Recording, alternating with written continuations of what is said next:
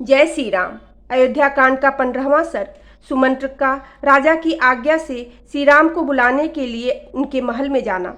वे वेदों के पारंगत ब्राह्मण तथा राजपुरोहित वह रात बिताकर प्रातःकाल राजद्वार पर उपस्थित हुए थे।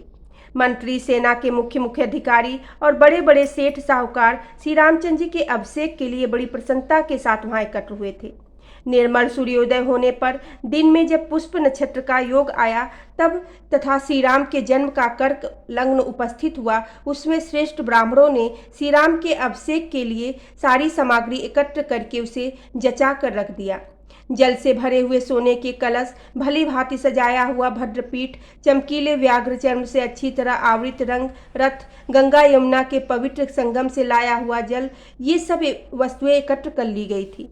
इनके सिवा जो अन्य नदियां, पवित्र जलाशय, कूप और सरोवर हैं तथा जो पूर्वजों और बहने वाली नदियां हैं, ऊपर की ओर प्रवाह वाले जो सरोवर हैं तथा दक्षिण और उत्तर की ओर बहने वाली जो नदियां हैं, उन जिनमें दूध के समान निर्मल जल भरा रहता है, उन सब से और समस्त समुद्रों से भी लाया हुआ जल वहां संग्रह करके रखा गया था।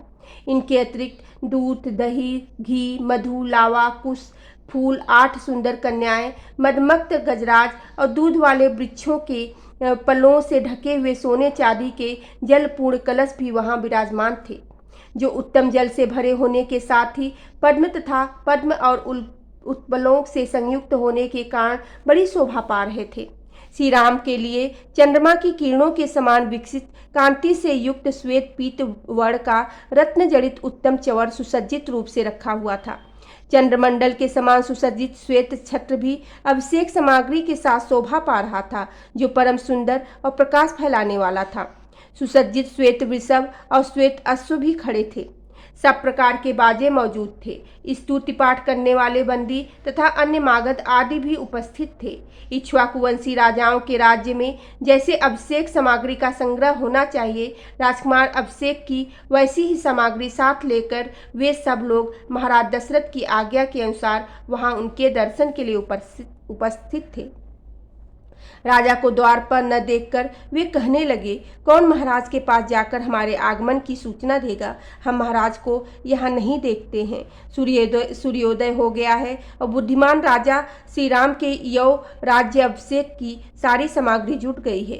वे सब लोग जब इस प्रकार की बातें कर रहे थे, उसी समय राजा द्वारा सम्मानित सुमंत्र ने वहां खड़े हुए उन समस्त भूपतियों से यह बात कही, मैं महाराज की आज्ञा से श्री राम को बुलाने के लिए तुरंत जा रहा हूँ।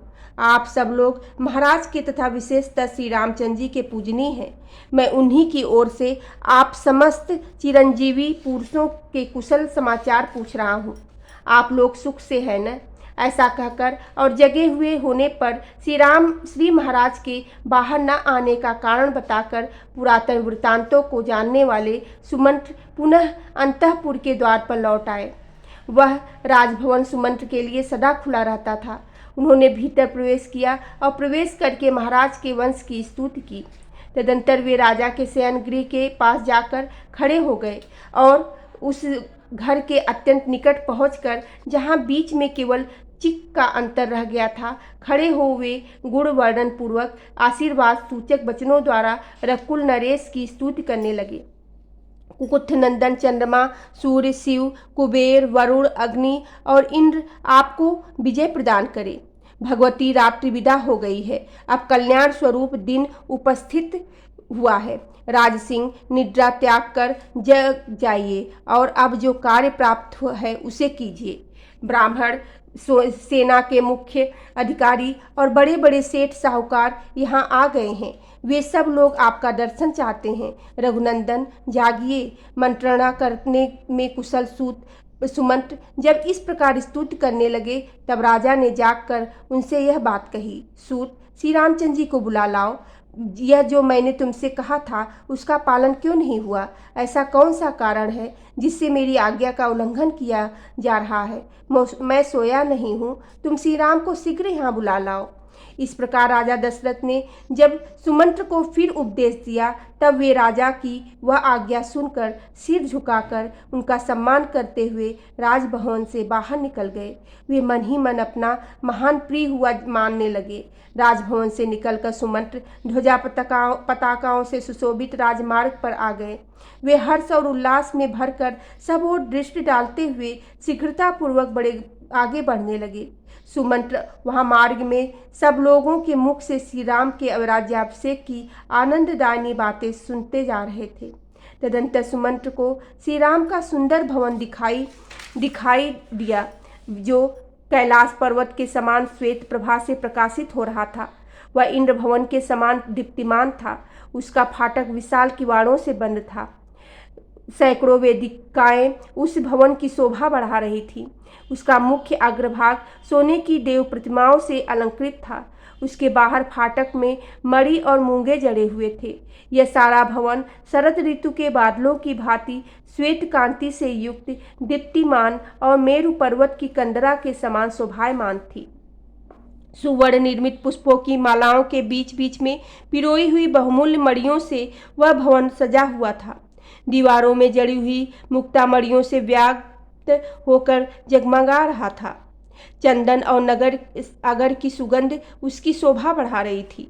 वह भवन मलयाचल के समीपवर्ती दुर्दुर नामक चंद्रगिरी के शिखर की भांति सब ओर मनोहर सुगंध बिखेर रहा था।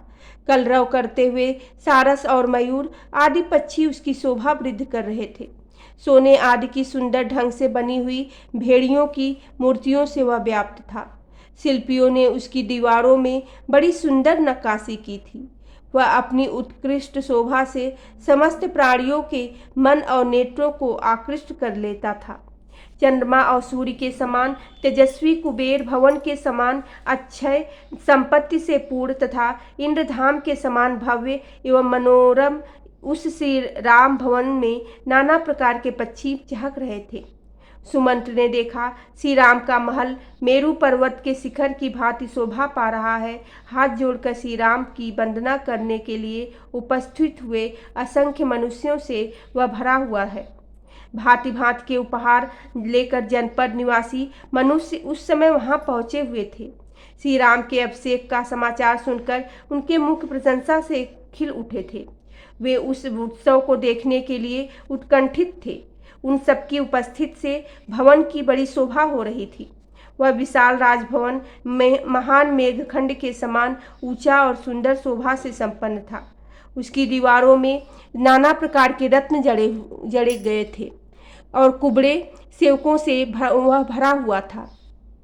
सारथी सुमंत्र राजभवन की ओर जाने वाले बरूद से युक्त तथा अच्छे घोड़ों से जुते हुए रथ के द्वारा मनुष्यों की भीड़ से भरे राजमार्ग की शोभा बढ़ाते तथा समस्त नगर निवासियों के मन को आनंद प्रदान करते हुए श्री राम के भवन के पास जा पहुँचे। उत्तम वस्तु को प्राप्त करने के अधिकारी श्री राम का वह महान समृद्धशाली विशाल भवन सचीपति इंद्र के भवन की भांति सुशोभित होता था। इधर उधर फैले हुए मृगों और मयूरों से उसकी शोभा और भी बढ़ गई थी। वह वहां पहुंचकर सारथी सुमंत्र ने शरीर में अधिक हर्ष के कारण रोमांच हुआया। वहां कैलाश और स्वर्ग के समान दिव्य शोभा से युक्त सुंदर सजी हुई अनेक डेवढ़ियों को लांघ कर श्री रामचंद्र जी की आज्ञा में चलने वाले बहुतेरे श्रेष्ठ मनुष्यों को बीच में छोड़ते हुए रथ सहित सुमंत्र अंतःपुर के द्वार पर उपस्थित हुए। उस स्थान पर उन्होंने श्री राम के अभिषेक संबंधित कर्म करने वाले लोगों की हर्ष भरी बातें सुनी, जो राजकुमार श्री राम के लिए सब ओर से मंगल कामना सूचित करती थी। इसी प्रकार उन्होंने अन्य सब लोगों की भी हर्षोल्लास से परिपूर्ण वार्ताओं को श्रवण किया। श्री राम का वह भवन इंद्र सदन की शोभा को तिरस्कृत कर रहा था। मृगों और पक्षियों से सेवित होने के कारण उसकी रमणीयता और भी बढ़ गई थी। सुमंत्र ने उस भवन को देखा। वह अपनी प्रभाव से प्रकाशित होने वाले मेघरूपगिरी के ऊंचे शिखर की भांति सुशोभित हो रहा था। उस भवन के द्वार पर पहुंचकर सुमंत्र ने देखा कि श्री राम की वंदना के लिए हाथ जोड़े उपस्थित हुए जनपदवासी मनुष्य अपनी सवारियों से उतरकर हाथों में भांति भांति के उपहार लिए करोड़ों और परार्थों की संख्या में खड़े थे, जिससे वहां बड़ी भारी भीड़ लग गई थी। तदंतर उन्होंने श्री राम की सवारी में आने वाले सुंदर शत्रुंज नामक विशालकाय गजराज को देखा, जो महान मेघ से युक्त पर्वत के समान प्रतीत होता था।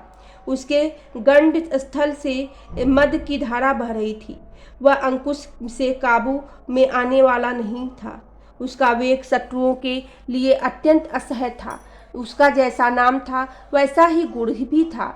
उन्होंने वहां राजा के परम प्रिय मुख्यमंत्रियों को भी एक साथ उपस्थित देखा, जो सुंदर वस्त्र भूषणों से सुशोभित थे, घोड़े, रथ तथा हाथियों के साथ वहां आए थे। सुमंत्र ने उन सबको एक ओर हटाकर स्वयं श्री राम के समृद्धशाली अंतःपुर में प्रवेश किया।